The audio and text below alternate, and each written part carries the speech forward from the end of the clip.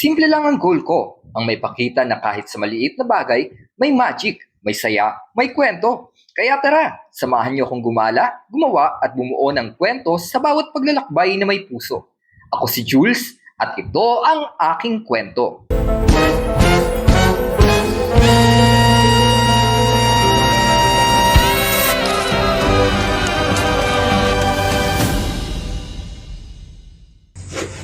Cute pati. Maliit yung gagawin. Pero ang konsi ko, kaya maging construction worker. Simulan natin ang ating kwento sa pagiging karpintero. May martilyo, may pako, anong tunog? Di talaga nakakatawa yun.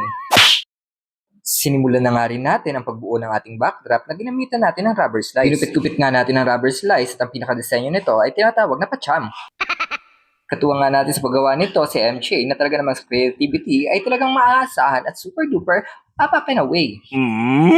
Stained glass inspired nga ang ating design kaya naman gumamit tayo ng mga cellophane na may iba't ibang kulay. Napakainam nga talagang gamitin ng rubber slice kaya naman ito ang pinipili kong gamitin kapag mayroon akong mga decorations na gagawin. Kung gusto nyo rin subukan ito sa mga decorations nyo ay mainam kung kayo ay magagawa muna ng pattern. Sa ganitong paraan ay makakasiguro kayo na maganda ang kalalabasan.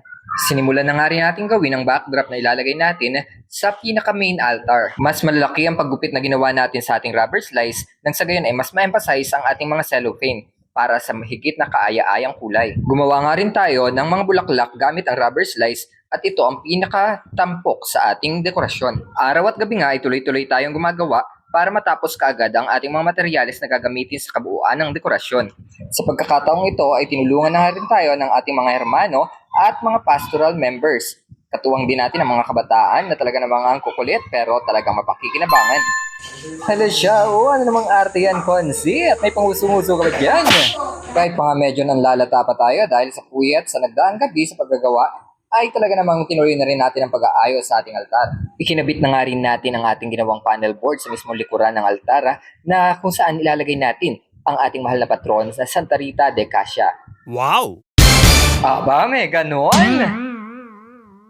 Napakasarap talaga sa pakiramdam kapag ka nagagamit mo ang iyong talento sa kapakipaknabang na bagay. Kaya nga itong si MJ bigla ang nagpakita rin ng kanyang tinatagong skills. What? Wala siyang kamalay-malay pero di ko talaga sinasadyang makuhanan to ha. It was at this moment that he knew. He fucked up. Sa puntong ito ay naayos na natin ang andas para sa prosesyon kinabukasan. Kaya lang talagang inantok na ako dahil madaling araw na. Kaya naman talagang gumising tayo ng maaga para simulan ulit ang ating paggagawa. Inabot nga tayo ng maghapon dyan sa paggagawa ng dalawang andas para sa ating prosesyon. Matapos nga ang ating paggagayak sa ating mga andas na gagamitin ay ipinwesto na ito sa harapan ng ating simbahan. Dito nga ay nagkakatipon-tipon na ang ating mga kabarangay na sasama sa prosesyon.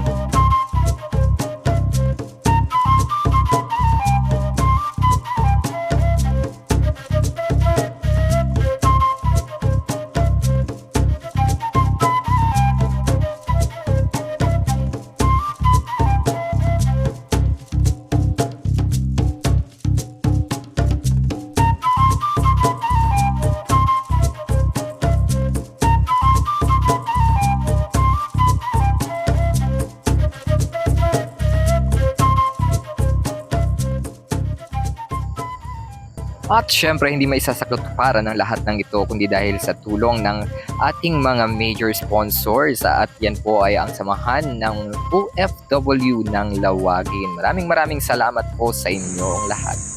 Hanggang sa susunod nating kwentuhan. Bye-bye!